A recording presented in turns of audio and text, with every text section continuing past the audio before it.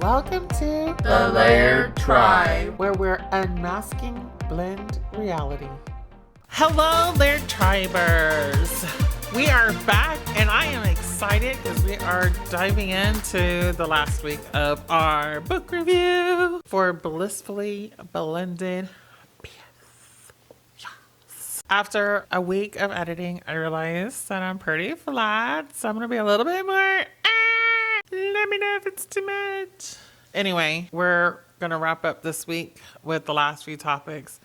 I probably literally could talk about this book for, I don't know, a month or so. I'm just going to dive into the topics. One of the things I agreed with a lot, she talks about the vibe of the home. She talks about the fights and the criticism. And I was just like, I just kept finding myself agreeing so much with this book. And I was like, yes. I was like, I agree, or me too.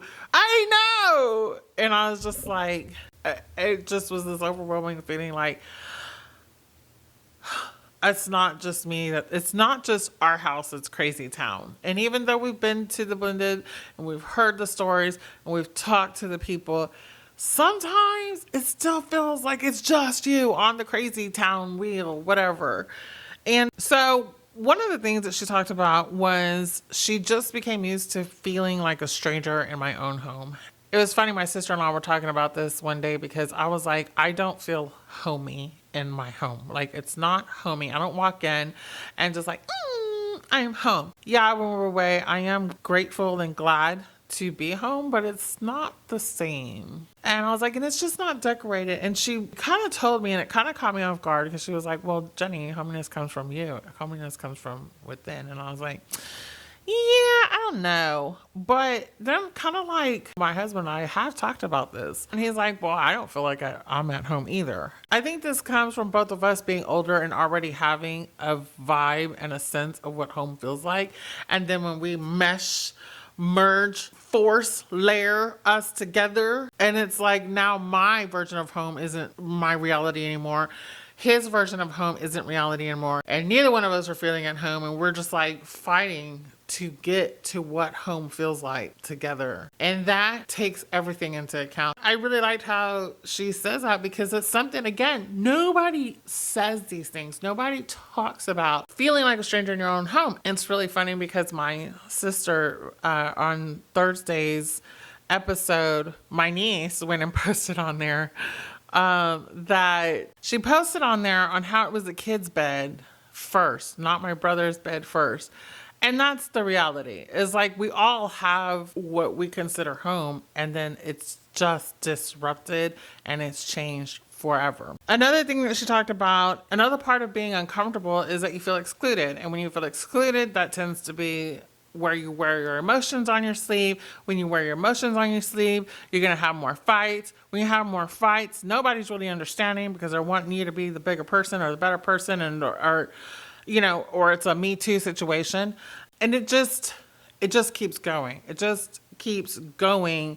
It's really hard to take a step back and just like neutralize the situation. Another thing she talked about too was when she was feeling left out, she'd wind up just going to her room and crying and watching TV. And I know that's another thing, even in our house. I grew up in a house without a TV, which means you do other things. My husband grew up watching TV. So he is totally okay coming home every night and watching TV. This annoys me to no end. Then I'm like, okay, well, in order for us to do anything that doesn't have the TV as the background sound, we have to go to another room. So this division just constantly is happening. That's kind of what she talks about. She's like, she's in her own room and she's watching YouTube. And I don't know. I mean, we haven't been able to come to an agreement that works for both of us. And I honestly had our last agreement that we have decided to go down is that I'm just going to create a little living room and a spare bedroom that we can go and do puzzles. Because I don't like the sound of the TV. It's not just that the TV's, it's everything about the TV. Just the vibe is thrown off. Before I got married, would always have music playing in my house. All constantly, like I just had the radio, it stayed on day and night. It was always on. So there's not music playing in the house because I know when he gets home, he's going to want to watch TV. When he gets up in the morning on the weekends, TV turns on. If he could have the TV playing 24/7, he would. He loves to fall asleep with the sound of the TV. And I know one of my very good friends is like that too. It's just a constant. There's people that the TV is a constant, and that's just not me. It literally sucks the life out of me. Which leads to the next part of criticism. It seems like my husband, he gets mad. He's like, wow, you grew up without a TV. And so therefore all TVs are bad. And it's like, it's not that it's bad. It's just like you do more in the evening than just watch TV. And it comes across as criticism. What she said in page 13 was, unfortunately, truth can sound an awful lot like criticism. And then goes on to say that some people would prefer to ignore it than to confront it. And I kind of feel like that is the reality, is like, it's just... My husband's definitely, I'm a confronter. Let's confront it. Let's solution it. Let's get us a little whiteboard. Let's mark it up. Let's get to the bottom of it, and let's call it a day with a little lessons learned. Let's just tie it up in a little bow. It's me. And he's like, yeah, I'd just really rather not. So with all this going on and all this vibe and all this tension and all this, it does lead to what is perceived as criticism when it could just be stating the truth. The truth is, you like to watch TV. I don't like to watch TV. That's the truth. There's no criticism. I'm not saying you're a bad person. But there's so many things that happen that are like this, where it seems like because you have a different preference, because you like to say something different, and then that also goes back to the feelings and back to feeling like a stranger in your own home. I'm going to get to another quote here. Sometimes what happens in a blended family really is stranger than fiction. The fights and slights can be so ridiculous. I'm not sure anyone would actually believe me. Which is why I've never truly shared, nor have I found any book out there that can commiserate with me about what a blank show it is to be in a blended family. Word. Like, for real though. That was right in the beginning of the book. And I was like, yes! She gets it! She gets it! And that's how she starts the book. And like a little bit more into the book, she says that blended families necessitate tattletelling. And it's true. I mean, it's like we all become children and we're all 5-year-olds, regardless of the age, or 3-year-olds, and we're all just like fighting over everything. Literally everything.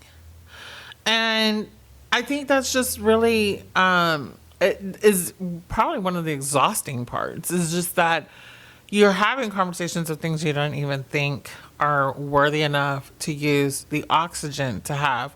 But then at the same time, you're like, well, I can't let this go because I feel slighted here in some way. And so it's just, the person who said don't sweat the small stuff has not been in a layered tribe situation. Guaranteed you that. Anyway, I guess I just really like how she captures the feelings and the frustrations and the fights and how much work it is to feel at home within your own home. What do you have to say about that? Let me know if you've been able to overcome this and what are some tips that work for you and your layered tribe. That's it for now. Ciao, bye. Don't forget, we'd love to hear from you. We welcome comments, testimonials, thoughts, questions, or rants, either by submitting a form on our website or leaving a voicemail at 281-946-9886. Modern Man Monday. So we can't talk about the layered tribe without hearing from the voice of a modern man living in a modern layered tribe. We're back for another manly point of view. Today's still on the book review. One of the topics that she talked about, I liked Rebecca's point of view and how she articulated while she resented her husband for still holding his ex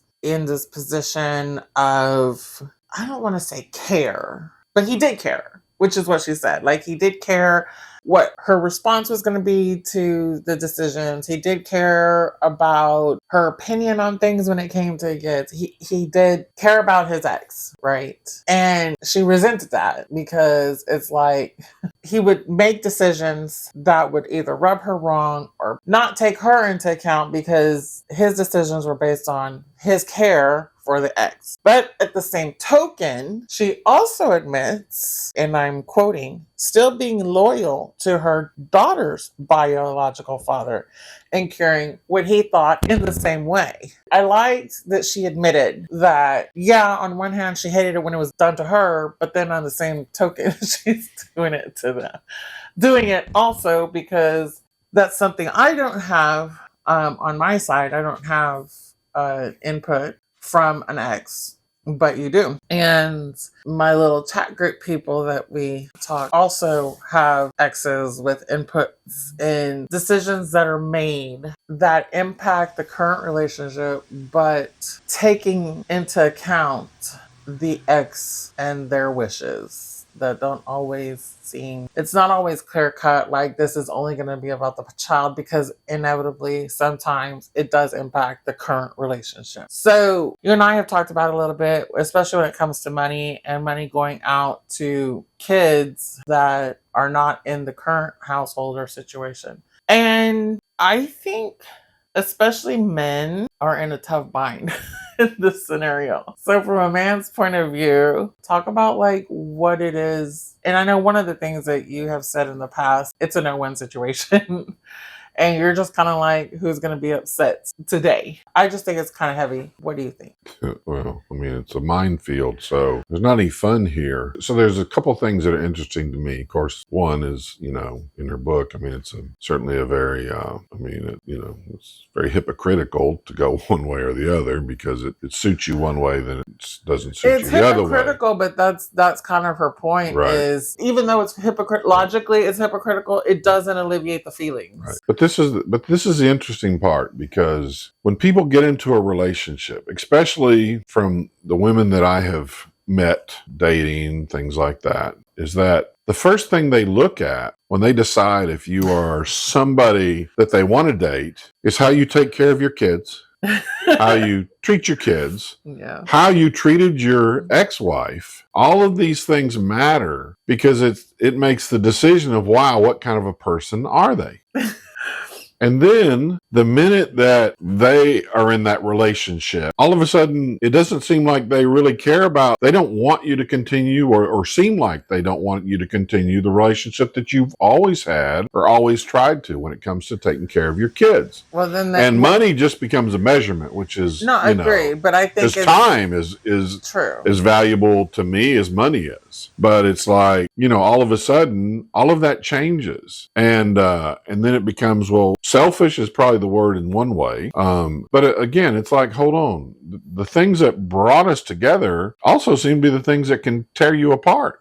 I think it is attractive initially because like this is a good person, and this person will also provide this level of care, support, love, and capacity towards our relationship. But then when you get in the relationship, I think that it's like, oh, well, now you're not 100% in this relationship because a certain percentage of your care is always going out. And this outward does not benefit me. Oh, yeah. Truthfully, where this is not a conversation in a nuclear first marriage, but because everything stays inward. Yeah. The question, especially from, I think, a man's standpoint, is like, why did you think that would change? Why did you think that would be different? And not only that, but, also all the things that you either respected or liked or whatever are okay with what you did with your last relationship and with your kids. But I don't want that put on my kids or my relationship or something differently. And it's like, why would we think that would be different? I don't remember who told me this, but it was years ago. And it said, or a woman gets married to a man knowing that she can change everything that she doesn't like about it. And a man gets married to a woman hoping that she never changes. And I think that's so true, because again, it's usually is the woman that's saying, hey, this isn't, I don't like this, don't like that. But yet, again, a lot of the times it's things that attracted you to that person. Well, I think as far as that saying goes, I don't think that it's always clear, because I know I didn't think, when we got married, that there was this list of things that about you that needed to change per se. But then as you start living with somebody in and out and everything, I think you realize a lot of stuff you don't think about or don't realize when you're in the early dating, rose-colored glasses. Everybody's putting their best foot forward. Everybody's overly caring. It's like when you're dating and you're like, you're going to cook for somebody and they come over, you cook, you're cooking together, you're laughing, everything's great. You clean together and it's all new. And then so many years in, it's like, who's cooking dinner? You? Or who's cleaning? I'm not cleaning. I cleaned last time. You clean. I'm not clean. That becomes a different scenario than when you first are getting together and you're stumbling over each other to do something for the other person. I kind of like how you're just like, what do you do with this? You've been here. I know there's definitely, I can name 5 other guys on one hand, right off the top of my head, who have been and are currently in the same situation of trying to maneuver the ex and the current one. What's your advice? Run for the hill. I really think that the reason 70% of these relationships don't work isn't because they don't work. I think people just get tired. I think that people just get to the point that it's like, it still could work. It's just they've run out of the gas. They've run out of all the good things. You talk about, dating. When you're dating, well, you're dating because you have all of this energy and all of this that comes from this new relationship and everything that goes into it and all of the possibilities and all of the things. It's exciting.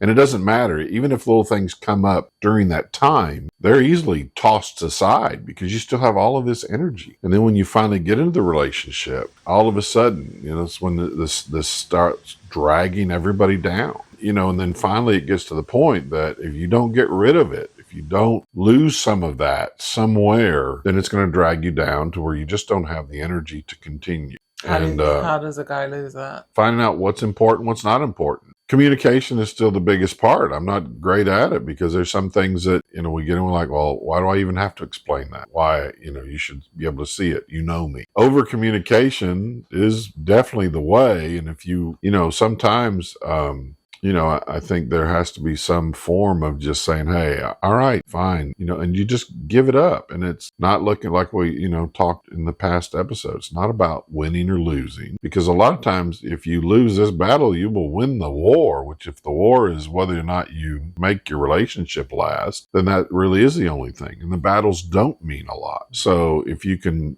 distance yourself from that and say, is this really the most important thing? And if it really is, and it's just, to be honest, you have to be honest with yourself. And I think that if you share that with a spouse that has the same desire for the relationship to continue, and you say to them, hey, this really does matter. This really does, because of whatever. This really does matter. And maybe that's a better way to deal with some things instead of just fighting and, not talking about it or whatever. And then, it just goes away because we don't have to deal with that today. And we're just going to play like it doesn't exist. But those are the things that drag you down. Those are the things that ultimately wear you out. And that's the big cost. Contact us with questions or comments for Scott, or send us a text or voice message at 281-946-9886. Modern Man Monday. This is Jenny, and I wish you strength, grace, and wisdom as you continue this tricky journey with your Modern Laird tribe. Bye.